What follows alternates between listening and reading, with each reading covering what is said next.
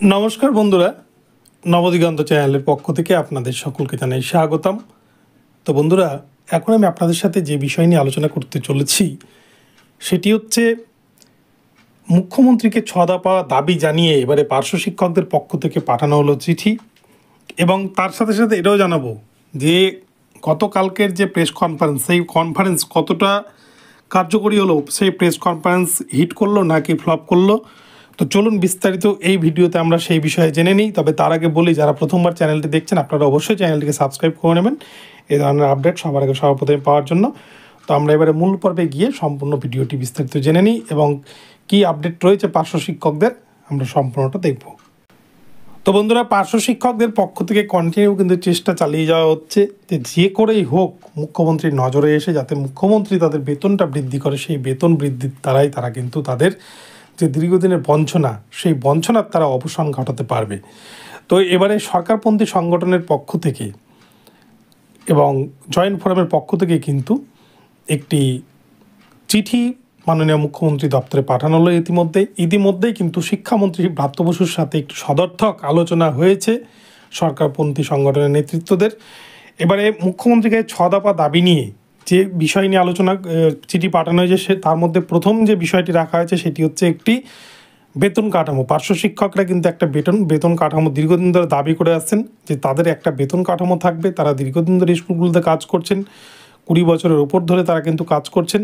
তো সেই জায়গায় দাঁড়িয়ে বেতন কাঠামো যদি ঠিকভাবে তাদের জন্য তৈরি করা যায়, তাহলে সেই বেতন কাঠামোর দ্বারা তাদের যে বঞ্চনা, সেই বঞ্চনার অবসান হবে।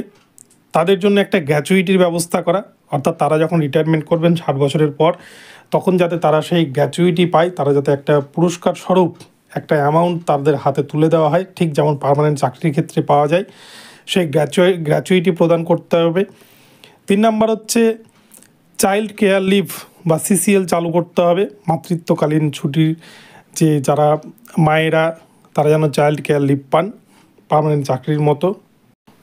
এরকম কিন্তু 6 দফা দাবি জানিয়ে পার্শ্ব শিক্ষকরা কিন্তু মাননীয় মুখ্যমন্ত্রী দপ্তরে তারা চিঠি পাঠিয়েছেন এবং মাননীয় মুখ্যমন্ত্রীর তারা নজর আকর্ষণের বা দৃষ্টি আকর্ষণের চেষ্টা করেছেন। এই 6 দফা দাবি সফল হবে বলেই কিন্তু দৃঢ় আশাবাদী সরকারপন্থী সংগঠনের নেতৃত্বরা এবং জয়েন্ট ফোরামের নেতৃত্বরা। এবং গতকাল যে প্রেস কনফারেন্স করলো পার্শ্ব শিক্ষকদের তরফ থেকে, যে করা হলো, তার একটাই উদ্দেশ্য ছিল যে মুখ্যমন্ত্রীর দৃষ্টি আকর্ষণ। সেই মুখ্যমন্ত্রীর দৃষ্টি আকর্ষণ কতটা ফলপ্রসূ হলো সেটা নিয়েই কিন্তু অনেকে প্রশ্ন তুলছে। তো এখনও পর্যন্ত কিন্তু সেই প্রেস কনফারেন্সের কোনো ফল লক্ষ্য করা যায়নি। তবে কিছুটা হলেও হয়তো এটার কিন্তু প্রভাব পড়বে, মুখ্যমন্ত্রী কিন্তু নজরে আসবেই। এবং আপনাদেরকে একটা বিষয় জানিয়ে রাখি, সোশ্যাল মিডিয়া কিন্তু সরকারের তরফ থেকে কিন্তু ফলো করা হয়, অর্থাৎ কে কী কমেন্ট করছে, কে কী মেল করছেন, কে কী সোশ্যাল মিডিয়া পোস্ট করছেন, সমস্ত কিছুই কিন্তু মুখ্যমন্ত্রী ফলো করেন। তো সেদিক দিয়ে আমি বলবো প্রেস কনফারেন্স কিন্তু সেদিক দিয়ে অবশ্যই একটা ফলপ্রসূ বার্তা বহন করবে। তো দেখা যাক শেষ পর্যন্ত কি হয়। তো বন্ধুরা, আপনাদেরকে আপডেটটি জানালাম। ভিডিওটি ভালো লাগলে চ্যানেলটিকে সাবস্ক্রাইব করে দেবেন। দেখা হচ্ছে পরবর্তী ভিডিওতে। সকলেই ভালো থাকবেন, ধন্যবাদ।